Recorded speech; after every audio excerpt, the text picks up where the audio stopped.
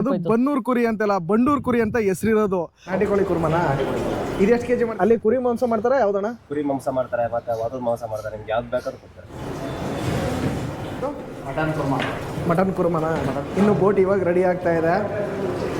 Mutton biryani, keema, mutton chicken pepper dry. Mutton pulao ಜೊತೆ ನಾವು 2 mutton ಕರಿನ ಆರ್ಡರ್ ಮಾಡಿದ್ವಿ. ಬಂದೈತಿ ಇವಾಗ ಅಣ್ಣವರು ಇದು ತಿಂದರೆ ಸಕ್ಕತ್ತಾಗಿರುತ್ತೆ ಗಾಯ್ಸ್. ನೋಡಿ ಎಷ್ಟೊಂದು ಜನ ಬಂದಿದ್ದಾರೆ. ಹೋಟೆಲ್ ತುಂಬ ಜನ ಇದ್ದಾರೆ.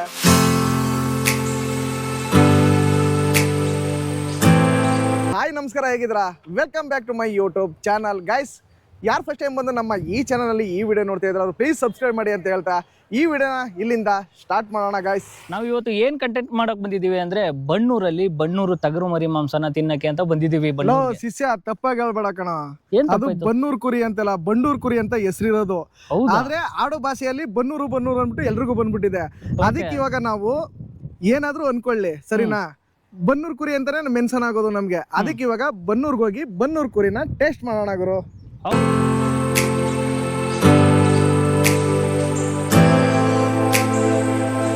ಗಾಯ್ಸ್, ನಾವು ಇವಾಗ ಬನ್ನೂರಿಗೆ ಬಂದಿದ್ದೀವಿ ನೋಡಿ.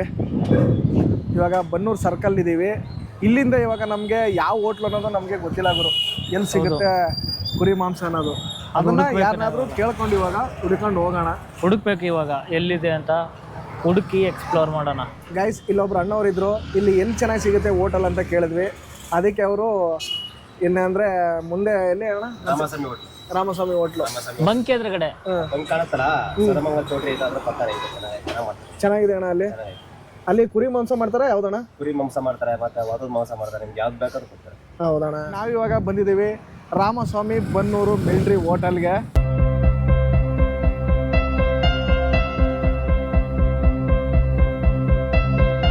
ಗೈಸ್ ನೋಡಿ, ಇದೇನೆ ಹೋಟೆಲು. ಒಳಗಡೆ ತುಂಬಾನೇ ಸ್ಪೇಸಿಯಸ್ ಆಗಿದೆ, ದೊಡ್ಡದಾಗಿದೆ ಹೋಟೆಲ್ ಇದು. ರಾಮಸ್ವಾಮಿ ಅಂದ್ಬಿಟ್ಟು ಹೋಟೆಲ್ ಓನರ್ ಇದಲ್ಲ, ಇವರೇನೆ ಅವರು. ಸರ್ ನಮಸ್ಕಾರ. ಸರ್ ನಮಸ್ಕಾರ ಸರ್. ಎಷ್ಟು ವರ್ಷದಿಂದ ನಡೆಸ್ಕೊಂಡು ಬರ್ತಾ ಇದ್ರಿ ಸರ್? ಇದು 24 ವರ್ಷ ಆಯ್ತು ಸರ್. ನಿಮ್ಮಲ್ಲಿ ಏನು ಸ್ಪೆಷಲ್ ಇದೆ ಸರ್ ಇಲ್ಲಿ? ಮುದ್ದೆ ವಿಶೇಷ, ಸಾಲ್ ಚಾಪ್ಸ್ ವಿಶೇಷ, mutton biryani, keema, mutton chicken pepper dry, chilli chicken ಇವೆಲ್ಲ ತುಂಬ ಜಾಸ್ತಿ ಹೋಗುತ್ತೆ ಸರ್. ಇನ್ನು ಕುರಿಯಿಂದ ಏನು ಪ್ರಿಪೇರ್ ಮಾಡ್ತೀರಾ ಸರ್? ಕುರಿ ಮಾಂಸ ಕುರಿಯಿಂದ ಬಿರಿಯಾನಿ ಮಾಡೋದು ಕುರಿನಲ್ಲೇ. ಕುರಿ ಅಂದ್ರೆ ಬಿರಿಯಾನಿ ಮಾತ್ರ ಕುರಿಯಲ್ಲೇ ಮಾಡಲ್ಲ? ಬಿರಿಯಾನಿನೂ ಮಾಡ್ತೀವಿ, ಮಟನ್ ಕುರ್ಮಾನು ಮಾಡ್ತೀವಿ, ಕೈಮಾನು ಮಾಡುತ್ತೆ. ಕೆಲವು ಟೈಪ್ ಮಾತ್ರ ಹಾಡು ಉಪಯೋಗಿಸ್ತೀವಿ. ಕುರಿ ಅದೇ ಮಾಂಸ ಮೃದು ಇರ್ತದೆ, ಆಟ ಸ್ವಲ್ಪ ಹೊರಟಿರ್ತದೆ. ಅದರಿಂದ ಆದಷ್ಟು ಹೆಚ್ಚಿಗೆ ಕುರಿನೇ ಉಪಯೋಗಿಸೋದು. ಎಷ್ಟು ಗಂಟೆಗೆ ಸ್ಟಾರ್ಟ್ ಮಾಡ್ತೀರಾ ಸರ್? ಅಂದ್ರೆ ಶುರು ಮಾಡೋದಕ್ಕೆ ಬೆಳಿಗ್ಗೆ 9:30 ಎಷ್ಟು ಗಂಟೆ ತನಕ ಇರುತ್ತೆ ಸರ್? ರಾತ್ರಿ 10 ಗಂಟೆ ತನಕ ಇರ್ತದೆ. 10 ಗಂಟೆ ತನಕ ಇರುತ್ತೆ ಸರ್. ನೋಡಿ ಇವಾಗ ಬಿರಿಯಾನಿ ರೆಡಿ ಆಗಿದೆ. ಅಣ್ಣ ಏನಿದು? ಮಟನ್ ಕುರ್ಮನ? ಅಣ್ಣ ಇದು ಎಷ್ಟು ಕೆಜಿ ಮಾಡ್ತೀರಾ ಬಿರಿಯಾನಿನ ಒಂದು ದಿನಕ್ಕೆ ನೀವು? ದಿನಕ್ಕೆ ಒಂದು 60 kg ಮಾಡ್ತೀವಿ. 60 kg ಮಾಡ್ತೀರಾ? 60 kgನೂ ಖಾಲಿ ಆಗುತ್ತೆ? ಖಾಲಿ ಆಗುತ್ತೆ. ಅದು 15 kg ಮಾಡ್ತೀವಿ. 15 kg ಮಾಡ್ತೀರಾ? ಈ ಮಟನ್ ಕುರ್ಮ ಎಷ್ಟು ಮಾಡ್ತೀರಣ್ಣ? 20 kg. ಎಷ್ಟು? 20 kg. ಚಿಕನ್ ಬಿರಿಯಾನಿ ಏನು ಮಾಡಲ್ಲ ಅಣ್ಣ? ಚಿಕನ್ ಬಿರಿಯಾನಿ ಮಾಡಲ್ಲ, ಚಾಪ್ಸ್ ಮಾಡ್ಬಿಟ್ಟು ರೈಸ್ ಹಾಕ್ತೀವಿ. ಚಿಕನ್ ಬಿರಿಯಾನಿ ಬರೋ ಮಟನ್ ಬಿರಿಯಾನಿ ಫೇಮಸ್ಸು ಇಲ್ಲಿ. ಅಣ್ಣ ಇದೇನಿದು? ನಾಟಿ ಕೋಳಿ ಕುರ್ಮನ? ಇದು ಎಷ್ಟು ಕೆಜಿ ಮಾಡ್ತೀರಣ್ಣ ದಿನ? ಒಂದು 20 kg. ಒಂದು 20 kg. ನೋಡಿ ಇವಾಗ ಬೋಟಿ ಇದು, ಇನ್ನು ಬೋಟಿ ಇವಾಗ ರೆಡಿ ಆಗ್ತಾ ಇದೆ. ಇನ್ನೂ ರೆಡಿ ಆಗಿಲ್ವಣ್ಣ ಇದು? ಮಾಡ್ಕೊಂಡಿದ್ದು ಏನೇನು ಹಾಕಿದ್ದೀರಣ್ಣ ಇವಾಗ ಇದಕ್ಕೆ? ಮಸಾಲೆ ಟೊಮೊಟೊ. ಹೌದಾ? ಇದೊಂದು 2-3 ಬೋಟಿ ಯೂಸ್ ಮಾಡ್ತೀರಾ ಹೆಂಗೆ ಇದು? 15 ಬೋಟಿ ಬೇಕಣ್ಣ? ಅಷ್ಟೊಂದು ಬೇಕಾ ಬ್ರೋ? ಏನೇನು ಆರ್ಡರ್ ಮಾಡಬೇಕು ಅನ್ಕೊಂಡಿದ್ಯಾ ನೀನು? ನೋಡೋಣ ಏನೇನು ಸ್ಪೆಷಲ್ ಇದೆ ಇಲ್ಲಿ ಅಂತ. ನಮ್ಮ ಮೈಸೂರ್ದು ಬಿಟ್ಟು ಇಲ್ಲೇನು ಸ್ಪೆಷಲ್ ಇದೆ ಅನ್ನೋದು ಹುಡುಕ್ಬೇಕಲ್ಲ. ಹೌದಾ? ಇಲ್ಲಿ ಮೆನು ಆ ಥರ ಏನು ಕೊಡಲ್ಲ, ಫಸ್ಟೇ ಆರ್ಡರ್ ಕೊಡ್ಬೇಕಾ ಹೆಂಗೆ? ಫಸ್ಟ್ ಆರ್ಡರ್ ಕೊಡಬೇಕು, ತಗೊಂಡು ತಿನ್ಬೇಕು, ಏನೇನು ಸಿಗುತ್ತೆ ಕೇಳೋಣ, ಬಿಲ್ ಪೇ ಮಾಡಬೇಕು. ಇಲ್ಲ ಒಳಗಡೆ ಫ್ಯಾಮಿಲಿ ರೂಮ್ಗೆ ಹೋಗೋಣ. ಇಲ್ಲಿ ತುಂಬ ಕ್ರೌಡ್ ಇದೆ ಮತ್ತು ಡಿಸ್ಟರ್ಬೆನ್ಸ್ ಆಗುತ್ತೆ. 2 ಮಟನ್ ಫ್ರೈ ಆರ್ಡರ್ ಮಾಡಿದ್ದೀವಿ ಮತ್ತು ಕುರಿ ಮಾಂಸದ ಬಿರಿಯಾನಿನ ಆರ್ಡರ್ ಮಾಡಿದ್ದೀವಿ. ನೋಡೋಣ ಯಾವ ಥರ ಇರುತ್ತೆ ಅಂತ. ಗಾಯ್ಸ್, ನಾವು ಕೊನೆಗೂ ಆರ್ಡರ್ ಮಾಡಿರುವಂಥ ಕುರಿ ಮಟನ್ ಬಿರಿಯಾನಿ ಬಂದೇ ಬಿಡ್ತು. ನೋಡೋದಕ್ಕೆ ಈ ಥರ ಇದೆ, ತುಂಬಾ ಕ್ವಾಂಟಿಟಿ ಆಗಿದೆ, ಮತ್ತು ಮೇಲೆ ಚರ್ವಿ ಹಾಕಿದ್ದಾರೆ. ಅದನ್ನು ನೋಡ್ತಾ ಇದ್ರೆ ಬಾಯಲ್ಲಿ ನೀರು ಹಾಗೆ ಬರ್ತಾ ಇದೆ ನನಗೆ. ಮಟನ್ ಪಲಾವಲ್ಲಿ ಮಟನ್ ಯಾವ ಥರ ಕಾಣಿಸ್ತಿದೆ ನೋಡಿ. ಇಲ್ಲೊಂದು ಮೊಸರು ಬಜ್ಜಿ ಕೊಟ್ಟಿದೆ, ಹಾಗೆ ಸೇರ್ವ ಕೊಟ್ಟಿದ್ದಾರೆ. ಇನ್ನೇಕೆ ತಡ ಮಾಡೋದು, ಬನ್ನಿ ಟೇಸ್ಟ್ ಮಾಡೋಣ ಯಾವ ಥರ ಇದೆ ಈ ಬಿರಿಯಾನಿ ಅಂದ್ಬಿಟ್ಟು. ಇವಾಗ ಚರ್ವಿನ ತಿನ್ನೋಣ ಯಾವ ಥರ ಇದೆ ಅಂತ. ಟೇಸ್ಟ್ ಅಂತೂ ಅದ್ಭುತವಾಗಿದೆ. ಚರ್ಬಿ ಮಾತ್ರ. ಮಟನ್ ಪಲಾವ್ ಜೊತೆ ನಾವು 2 ಮಟನ್ ಕರಿನ ಆರ್ಡರ್ ಮಾಡಿದ್ವಿ, ಬಂದೈತಿ. ಇವಾಗ ಅಣ್ಣವರು ತಗೊಬಂದ್ರು. ಇವಾಗ ಇದನ್ನು ಟೇಸ್ಟ್ ಮಾಡೋಣ. ಆಮೇಲೆ ಇವಾಗ ಫಸ್ಟ್ ರೈಸ್ನ ಟೇಸ್ಟ್ ಮಾಡೋಣ ಯಾವ ತರ ಇದೆ ಅಂತ ಹೇಳ್ಬಿಟ್ಟು. ನಮ್ಮ ಹುಡುಗ ಯಾಕೋ ಹುಷಾರಿಲ್ಲ, ಇವತ್ತು ಸ್ವಲ್ಪ ವೀಕ್ ಆಗ್ಬಿಟ್ಟಿದ್ದಾನೆ. ಅದಕ್ಕೆ ಇವಾಗ ನಾನೇನೆ ಮಾತಾಡೋದಕ್ಕೆ ಕಂಟಿನ್ಯೂ ಮಾಡ್ತಾ ಇದ್ದೀನಿ. ಇವಾಗ ಸ್ವಲ್ಪ ಸೇರು ಹಾಕೊಳ್ತಾ ಇದ್ದೀನಿ. ಯಾವ ತರ ಇದೆ ಟೇಸ್ಟ್ ಅನ್ನೋದನ್ನ ನೋಡೋಣ. ಇವಾಗ ಈ ಮಟನ್ ಪಲಾವ್ನ ಟೇಸ್ಟ್ ಮಾಡೋಣ ಯಾವ ತರ ಇದೆ ಅಂತ ಹೇಳ್ಬಿಟ್ಟು. ಮಟನ್ ಪಲಾವ್ ಅಂತೂ ಸಖತ್ತಾಗಿತ್ತು. ಆ ಫ್ಲೇವರ್ ಏನಿತ್ತು ಅಂದ್ರೆ ಮರಿ ಮಟನ್ ಫ್ಲೇವರು, ಅದು ಆ ರೈಸ್ಗೆ ಸಖತ್ತೆ ಕೂಡ್ಕೊಬಿಟ್ಟಿತ್ತು. ಚೆನ್ನಾಗೈತೆ ತಿನ್ನೋದಕ್ಕೆ. ಹಾಗೆ ಮತ್ತೆ ಮಾಂಸನೂ ಚೆನ್ನಾಗಿ ಬೆಂದಿತ್ತು ತಿನ್ನೋದಕ್ಕೆ ಮಾತ್ರ. ಈ ಜನುಮವೇ ದೊರಕಿದೆ ರುಚಿ ಸವಿಯಲು. ಇಲ್ಲಿ ಮಟನ್ ಪೀಸ್ ಯಾವ ಥರ ಇದೆ ಅಂತ ಸಖತ್ತಾಗಿದೆ. ಹಾಗೆ ಮಟನ್ ಗ್ರೇವಿ ಎಲ್ಲ ಇದೆ. ಇದು ತಿಂದರೆ ಸಖತ್ತಾಗಿರುತ್ತೆ ಗಾಯ್ಸ್. ಗುರು, ನಿನಗೆ ಇದರಲ್ಲಿ ಯಾವ್ದು ಇಷ್ಟ ಆಯಿತು ಜಾಸ್ತಿ? Mutton chops. Mutton chops. ನಾನು ಇಲ್ಲಿ ಬರೋಂಥ ಕಸ್ಟಮರ್ಗಳಿಗೆ ಪ್ರಿಫರ್ ಮಾಡೋದೇ ಮಟನ್ ಚಾಪ್ಸ್. ಮಟನ್ ಚಾಪ್ಸು ತುಂಬ ಚೆನ್ನಾಗಿತ್ತು. ಮಟನ್ ಪಲಾವ್ಗಿನ್ನ ಮಟನ್ ಪಲಾವ್ಗಿನ್ನ ಹಾಂ ಸಖತ್ತಾಗಿದೆ. ಅದಂತೂ ನೆಕ್ಸ್ಟ್ ಲೆವೆಲ್ ಅನ್ಕೋ. ಸ್ವರ್ಗ.